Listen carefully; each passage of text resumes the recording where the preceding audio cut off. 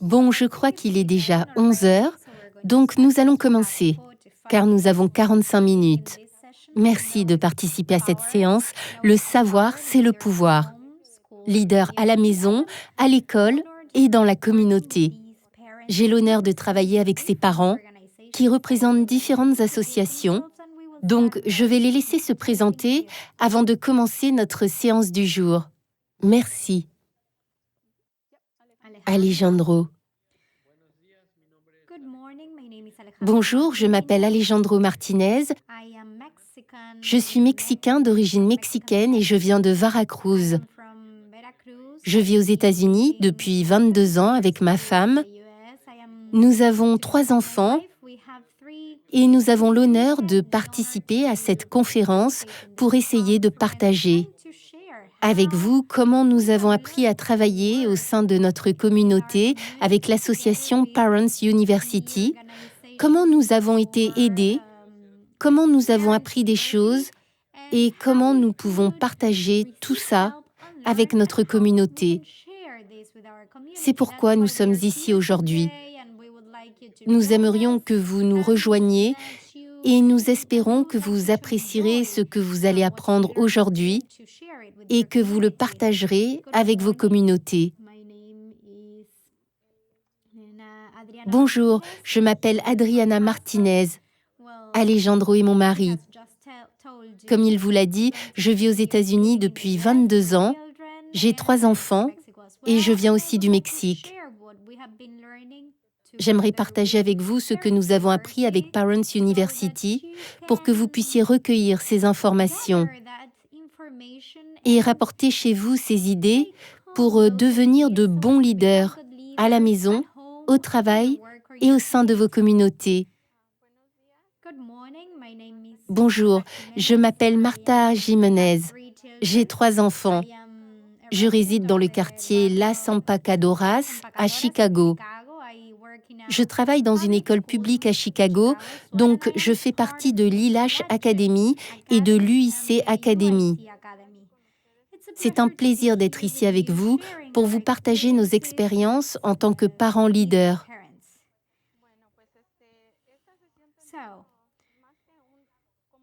Nous aurons une discussion à propos des expériences de parents, mères et pères en tant que leaders, ainsi que de l'impact de l'éducation sur nos enfants. Pour commencer, nous allons réfléchir à ce qu'être un leader signifie. À quoi cela vous fait-il penser?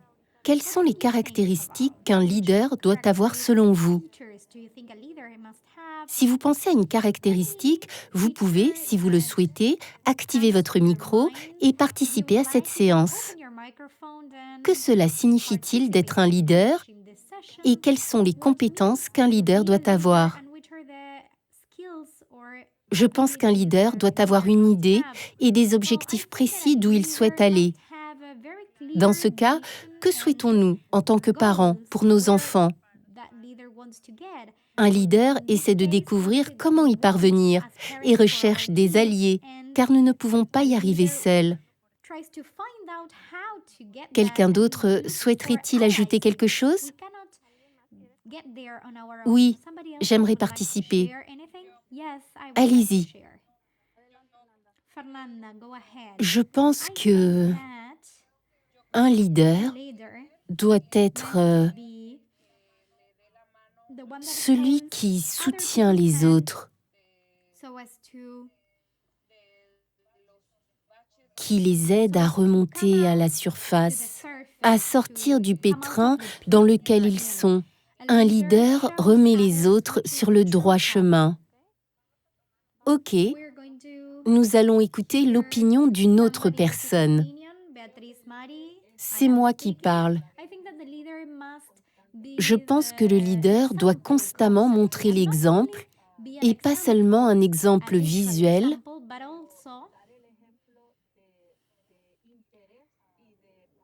mais qu'il doit aussi donner l'exemple en termes d'intérêt et d'apprentissage.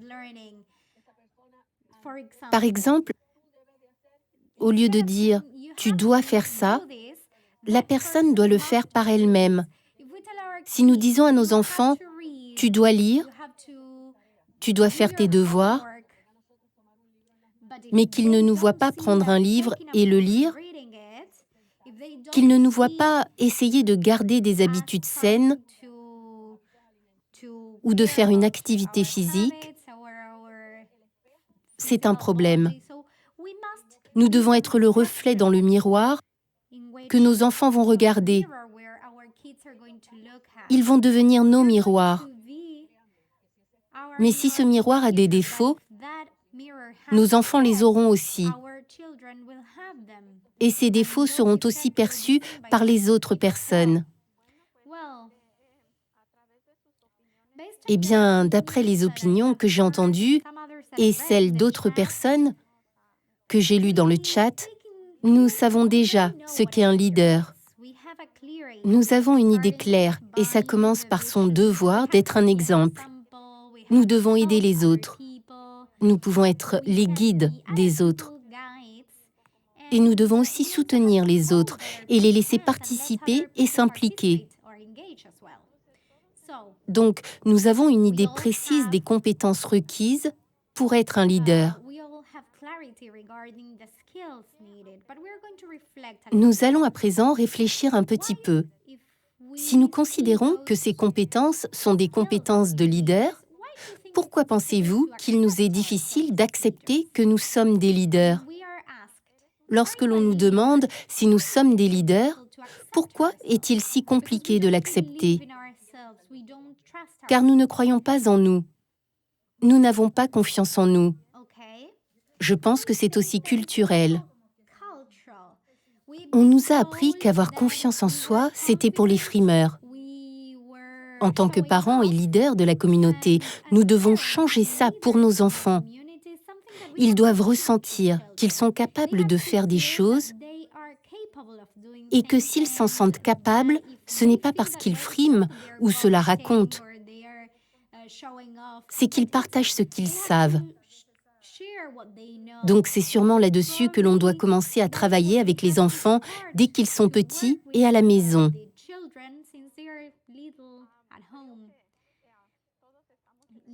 Oui, je crois que nous sommes tous sur la même longueur d'onde.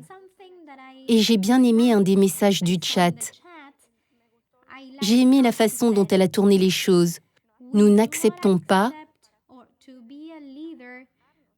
ou pour être un leader, nous devons être sur le terrain et nous salir les mains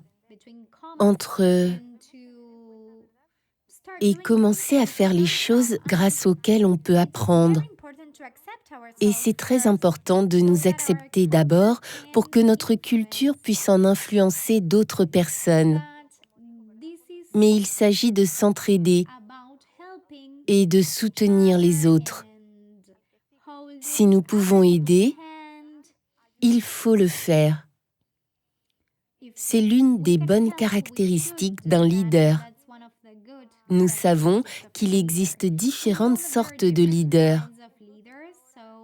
À présent, notre collègue Alejandro va parler de certaines compétences nécessaires au travail.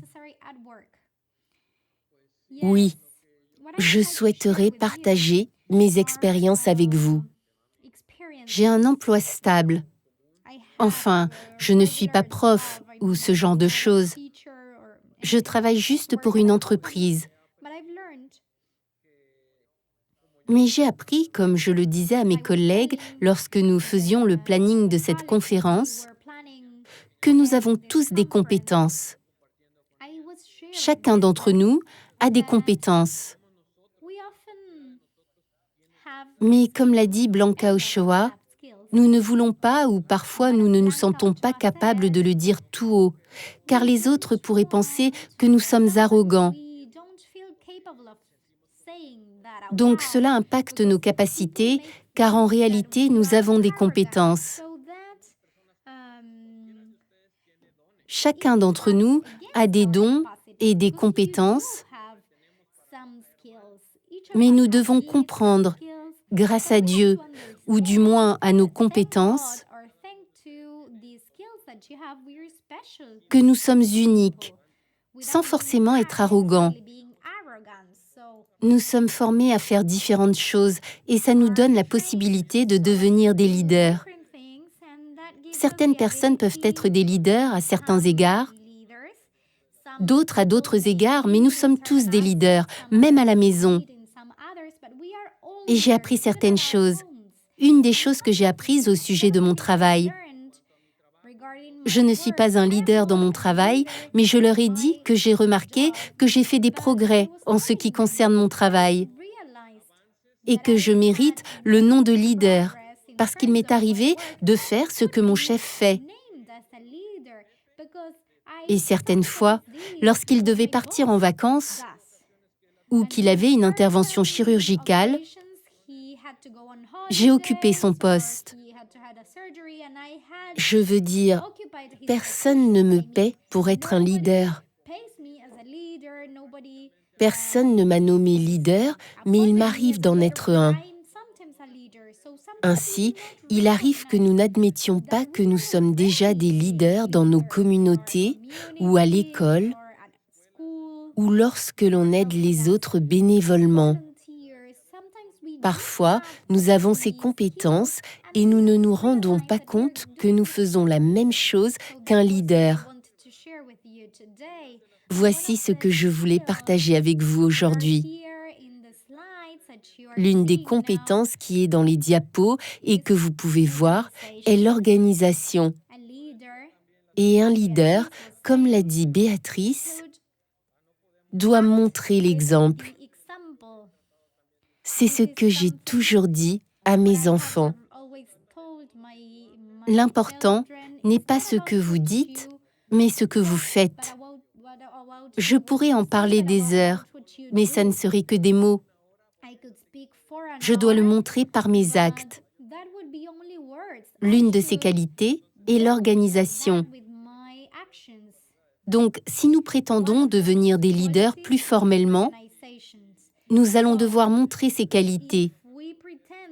Nous devons être organisés. Nous devons être indépendants. Parfois, essayer d'agir en fonction de nos cultures. Je suis mexicain. Je suis arrivé ici à 17 ans et j'ai dû apprendre beaucoup de choses tout seul. Ça m'a donné l'opportunité d'être indépendant, de devenir indépendant. Ma mère et mon père n'étaient pas là pour me soutenir. Je suis venue ici seule depuis le Mexique avec quelques amis. Je ne vais pas vous raconter toute mon histoire car ce serait trop long. Mais ces moments m'ont aidé à devenir ce genre de personne, à être indépendant, à ne pas attendre que quelqu'un règle mes problèmes, mais à les régler moi-même. J'ai dû être proactif et les régler moi-même. Donc ça en fait partie. Ce sont aussi les compétences d'un leader qui est indépendant, qui ne dépend pas des autres, de son entourage, mais qui est capable de faire les choses par lui-même.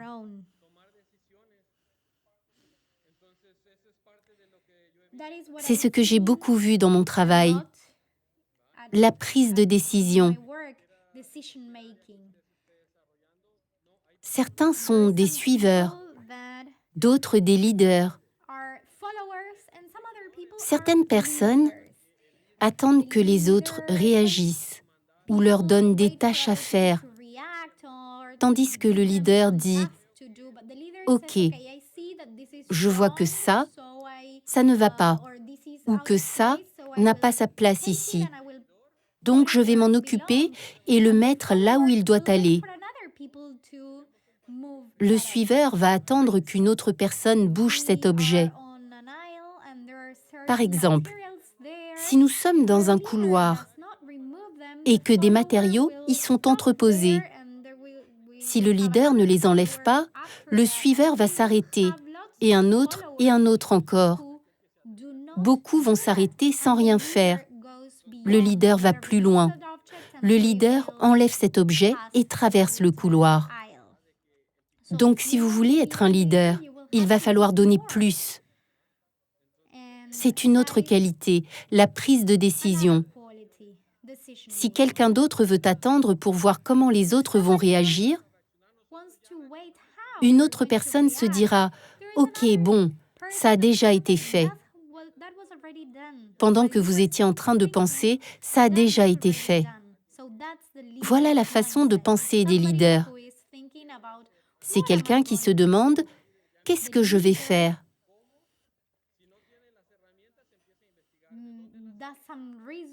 Le leader fait des recherches et commence à enquêter sur l'endroit où poser ses outils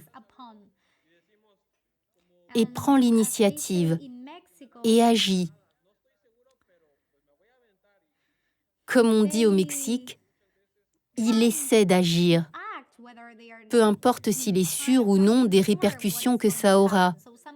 Parfois, nous devons prendre des décisions, même si nous ne sommes pas sûrs. Parfois, les choses se passent mieux lorsqu'on ne les prévoit pas et que l'on n'y réfléchit pas trop. En tant que leader, nous avons des responsabilités. Nous devons être des modèles.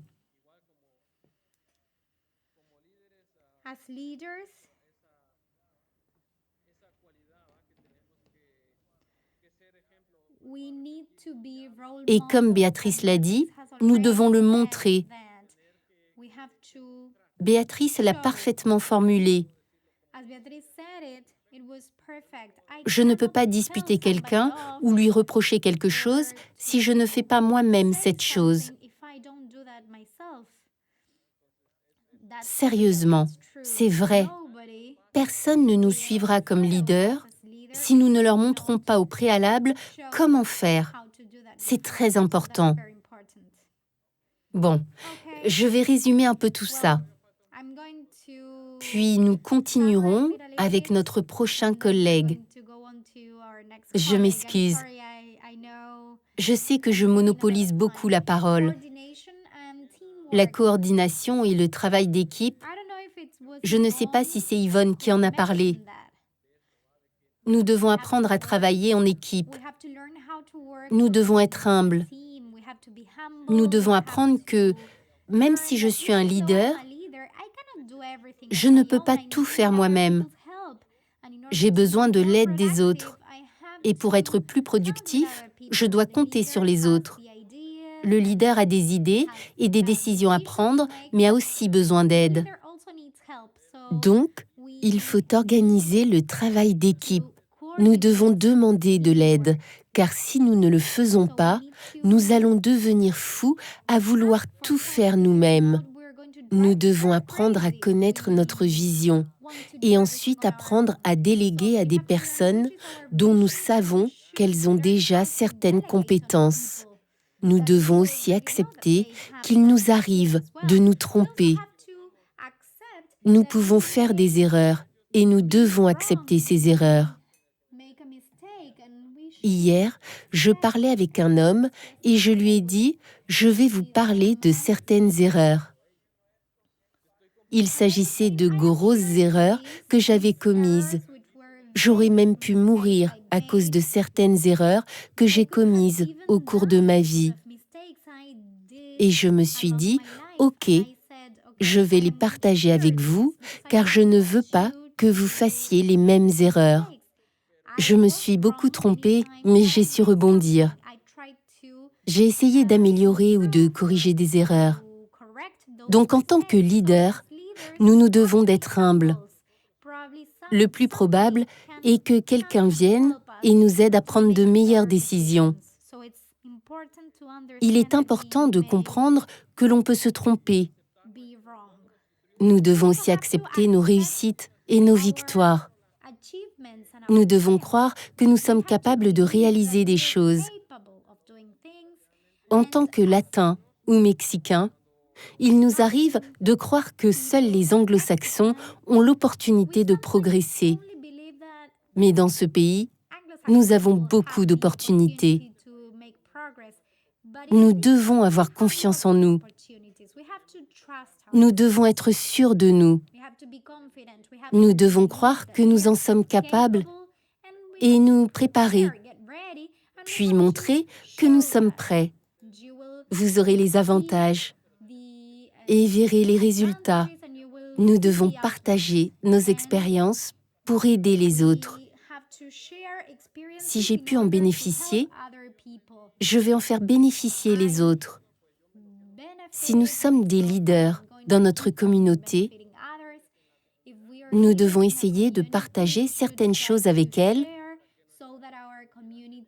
pour qu'elles bénéficient de notre apprentissage. Je m'excuse d'avoir parlé si rapidement, mais c'était ce que je voulais partager avec vous. Merci Alex. Adri. Je m'appelle Adriana et je vais vous parler de mon budget à la maison et de nos revenus. Vous êtes sûrement nombreuses à être mères. Et maintenant, avec la pandémie, c'est devenu un peu dur de faire l'école à la maison.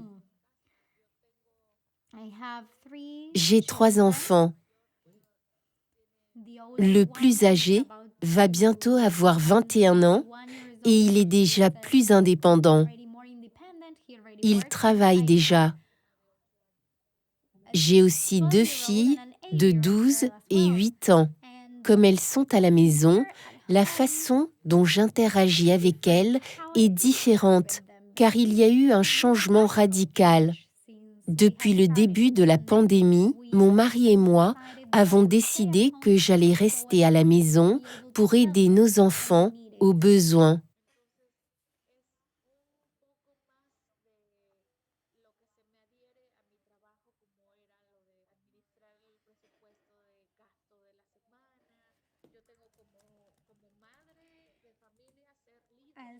En tant que mère, je me dois d'être un leader.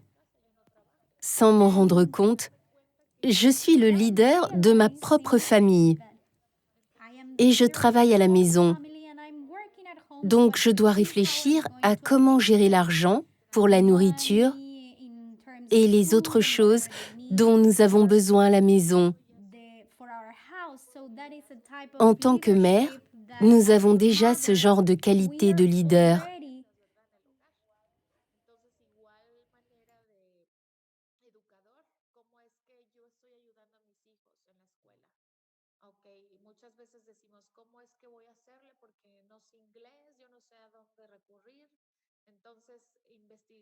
Je ne sais pas comment ça marche.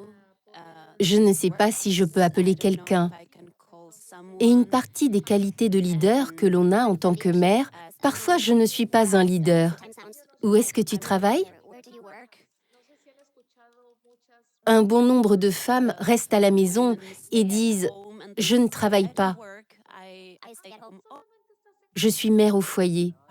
Être à la maison signifie ne pas travailler. Mais ils ne savent pas que le travail d'une femme au foyer est très complet. En effet, on ne reste pas à la maison pour regarder la télé et ne rien faire. Avec mes enfants, je me rends compte que j'ai besoin de beaucoup de temps pour travailler avec eux. Ils ont besoin d'aide pour l'école, pour leurs cours. Je m'occupe aussi de toutes les tâches domestiques, la cuisine, les machines et le repassage. Tout doit être préparé au moment où mon mari rentre à la maison. Tout doit être prêt. Donc nous pouvons aussi être de bons leaders.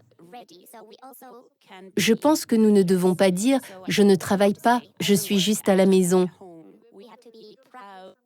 Nous devons être fiers de notre travail au foyer, car c'est réellement un travail. Nous sommes des leaders et nous dirigeons nos familles. Donc je dois vous applaudir, vous, toutes les mères au foyer, car c'est beaucoup de travail. Ça implique beaucoup de responsabilités et demande beaucoup d'efforts. Je veux aussi applaudir, vous toutes, car, comme elle le dit si bien, c'est déjà beaucoup de travail de gérer toutes les activités de la famille, les enfants et les devoirs. Je ne veux pas gâcher le travail de ma femme, mais il existe des personnes, il y a des femmes au foyer, ou des femmes qui travaillent tout en gérant le foyer. Donc vous devez vous sentir bien en tant que femme, car vous aussi, vous travaillez. Donc nous allons faire une deuxième série d'applaudissements pour toutes ces personnes, car nous sommes non seulement des mères, mais nous avons aussi souvent été des médecins, infirmières, cuisinières et professeurs. Je crois que le rôle de femme au foyer est très important, même si vous n'êtes pas mère. Il revêt une importance capitale dans la famille. Si vous avez des enfants, ou même si vous n'en avez pas, comme les femmes jouent un rôle très important, les familles. C'est pour cela que j'ai ressenti que j'étais importante aussi, car je fais beaucoup de choses dont je ne me pensais pas capable.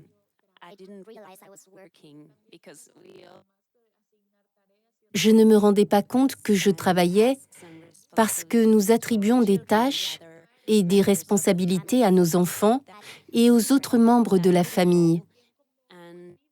Donc, nous devons accepter ces qualités de leader ou ce rôle de leader et donner le bon exemple. Nous devons travailler dans la famille et avoir un rôle actif.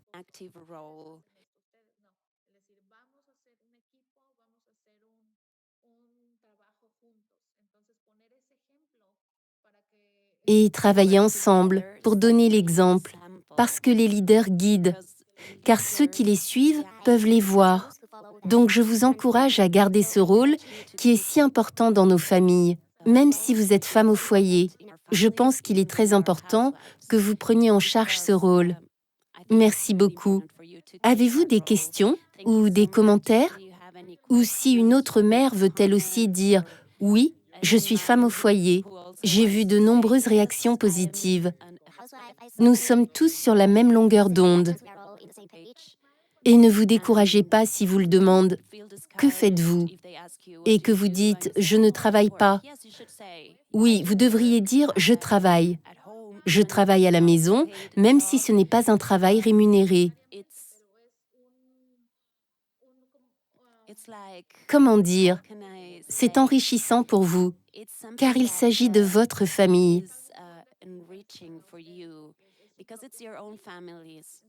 Et nous sommes des pasteurs de jeunesse.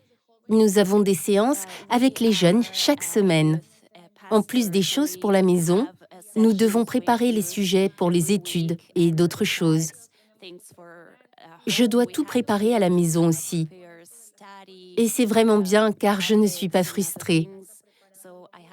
Je trouve que c'est un bon exemple pour mes enfants lorsqu'ils voient leur mère faire ses devoirs, travailler et remplir ses missions. Bien que je sois à la maison, mes enfants voient que je travaille et que je fais ce que j'ai à faire. Voilà un autre moyen de montrer l'exemple à nos enfants. Je vous encourage donc, vous, les femmes au foyer, à continuer à travailler dur et à dire « Je suis femme au foyer, je travaille et je suis le leader de ma famille » et en être fière. Je crois que Ruby a une question. Je ne sais pas si vous voulez la poser maintenant. Je suis prof et je veux aussi applaudir tous les parents, car j'ai vu le superbe travail qu'ils ont fait lorsqu'ils ont aidé leurs enfants à étudier à la maison. J'imagine qu'il est très difficile de s'occuper des enfants, de préparer les repas.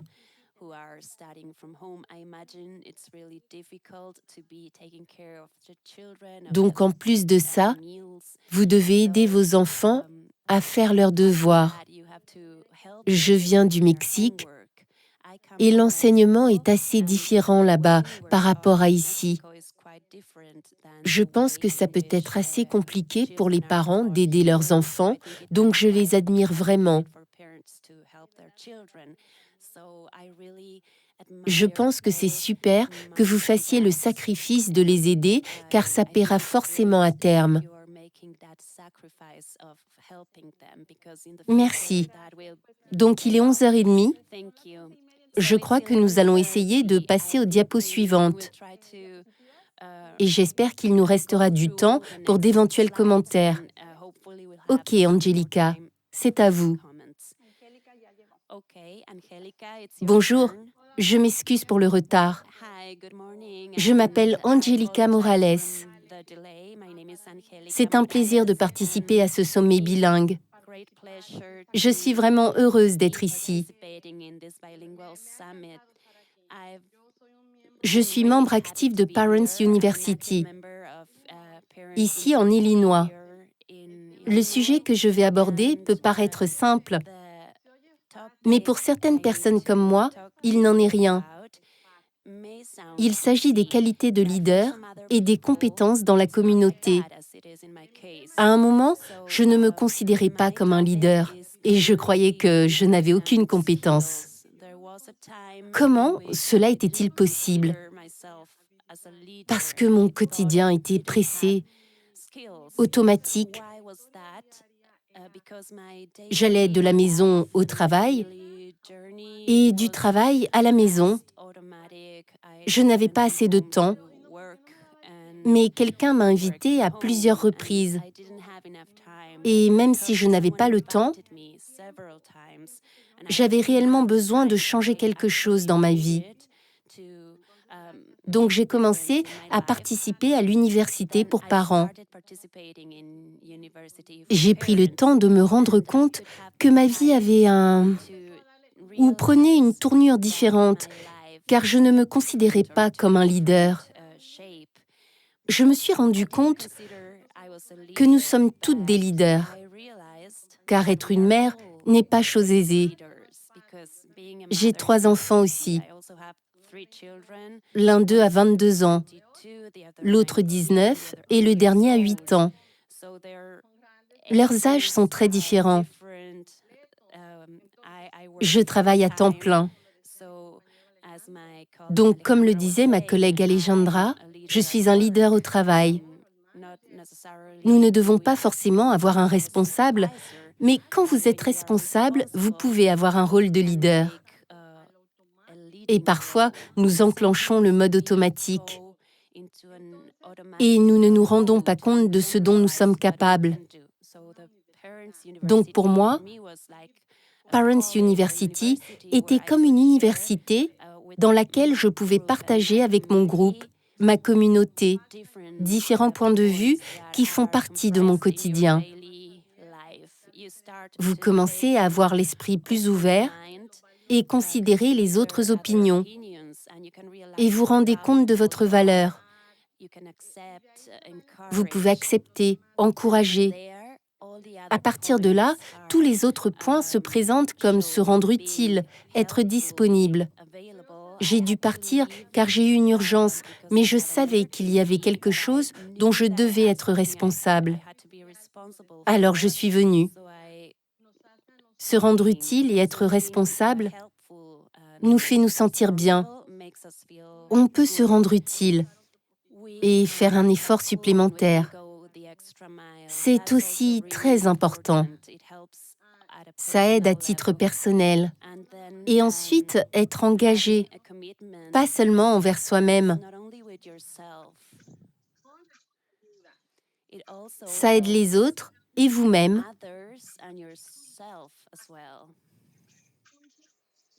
Nous avons des soucis de son.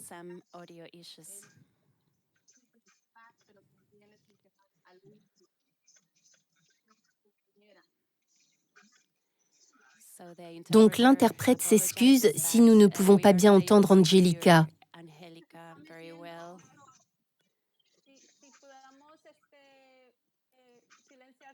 Pourriez-vous couper vos micros?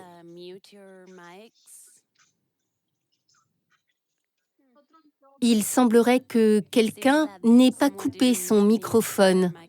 Oui, nous nous excusons. Nous ne savions pas de qui il s'agissait. Ok, continuez. Être un leader ne signifie pas seulement être un leader dans la communauté. Cela peut être à la maison, au travail, vis-à-vis de vous-même. Comme je le disais à l'instant, un leader a besoin d'être présent au début et aussi à la fin, pour voir qui il reste et qui aide. Il y a des personnes que je félicite car je vois très facilement leurs dons. Avec d'autres, il faut être plus patient et leur soutirer leurs compétences. Il faut les trouver.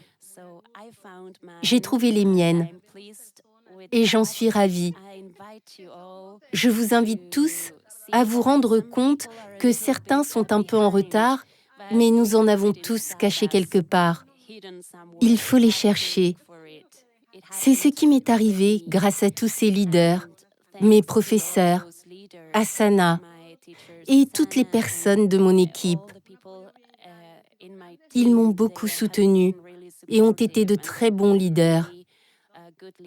Grâce à Parents University, j'applique tous ces changements et je fais de gros progrès. En tant que mère, nous sommes absorbés par le travail et le stress, mais nous avons besoin de ce temps. Merci beaucoup. C'est tout ce que j'avais à partager avec vous. Merci, Angelica. Ok, donc maintenant, nous avons des ressources sur lesquelles nous appuyer. Nous connaissons tous bien ça, BPAC, les tuteurs, comment créer des tuteurs à partir des programmes de soutien, la Parents Academy d'ILACH, qui soutiennent les étudiants dans la poursuite de leur cursus universitaire. Ensuite, les programmes de leadership pour APLI, le Leadership Institute de l'Academy for Parents. Il existe d'autres programmes comme ceux qui concernent l'éducation des enfants ou encore l'éducation positive des enfants. Je voulais aussi vous rappeler que le leadership commence avec vous-même. J'ai trouvé ce message. Ce sont les 10 commandements d'un bon leader. Il s'agit de prendre des initiatives, être flexible, charismatique, ne pas être de mauvaise humeur, être à l'écoute, communiquer, avoir sa propre conception, être engagé. Ce n'est pas une mauvaise chose de dire « oui, je veux être le leader de ce groupe ». Mais si vous ne faites pas ce qui est nécessaire, mais que vous adoptez tout de même ce comportement de leader, ça ne marchera pas. Et dans une équipe, la responsabilité est partagée entre les différents membres. Si l'on ne se soutient pas entre nous, on tombe. J'aimerais ajouter quelque chose. Nous devrions considérer que nous avons tous des qualités de leader. Tout ce que nous avons à faire est de savoir comment les utiliser dans la vie. C'est tout. Merci, Martha. Et je sais que certains d'entre vous ont demandé comment il était possible de participer à la Parents University. Donc, voilà notre adresse e-mail et voici les autres organisations qui sont représentées par les différents parents.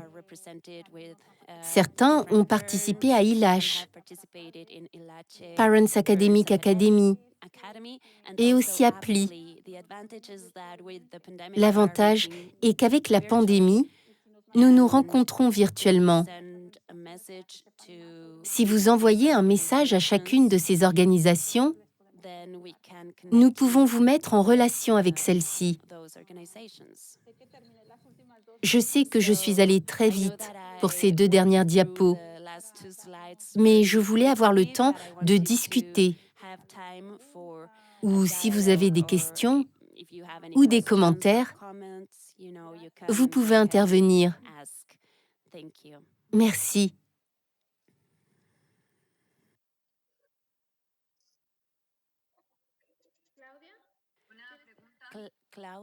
Claudia, j'ai une question. Oui, donc, comme nous l'avons vu, l'université et les autres organisations offrent des programmes de leadership pour les parents. Est-ce qu'il serait possible d'en savoir plus sur les prérequis et les coûts, surtout par rapport à la Parents University et la Parents Academy? Je pense que tout ça est très intéressant. Donc, Parents University est un programme en collaboration avec l'Université du Nord de l'Illinois et c'est un programme qui ne considère pas les parents seulement comme des parents, mais aussi comme des adultes. Car souvent, ce n'est pas un diplôme universitaire. C'est une démarche collective ayant pour but de soutenir les parents latinos dans la zone de Sycamore. Mais nous ne nous concentrons pas tant sur l'éducation des enfants. Nous en parlons un petit peu, mais nous nous concentrons davantage sur les besoins des parents. Car, avant d'être mère, j'étais Susanna. Ma première fille est née et je suis devenue la mère de Rebecca. Ma deuxième fille est née et je suis devenue la mère de Sophia. Et où est passée Susanna maintenant?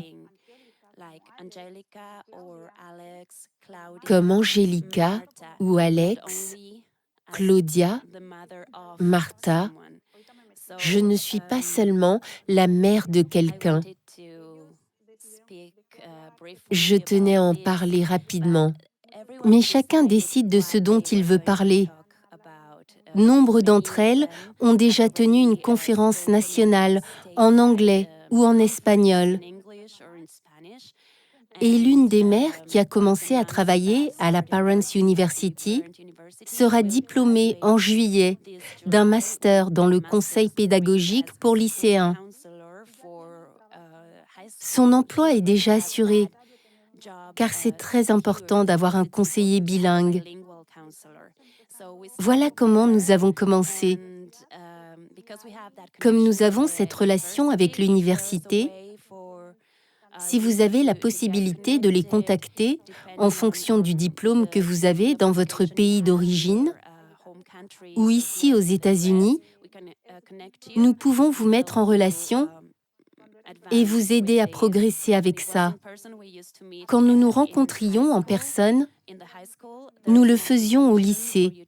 Au lycée, il y a un formulaire pour demander à être admis à la Parents University, sachant que tout le monde y est admis. Mais nous avons besoin de récupérer des informations pour savoir qui veut s'inscrire. Nous faisons aussi une enquête. Par exemple, nous n'allons pas organiser de séances de tricot si vous savez déjà tricoter. Nous faisons ces enquêtes pour connaître vos intérêts.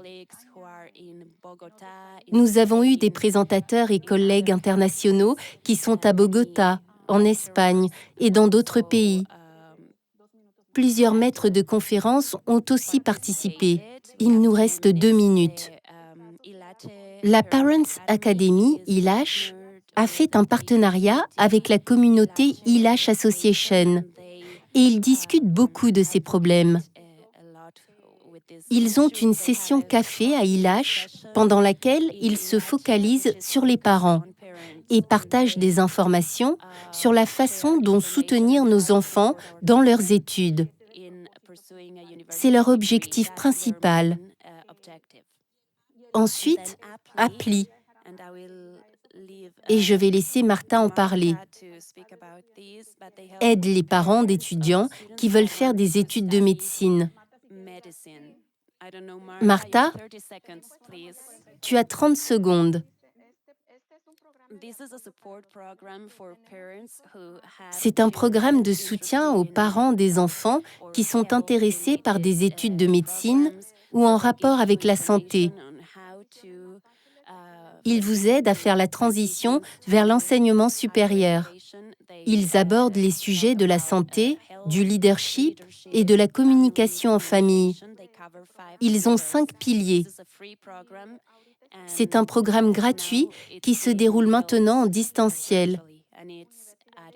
Il a lieu à l'UIC, l'Université de l'Illinois, à Chicago. Et les inscriptions prennent fin en juillet. Sur le site appli.uic.edu,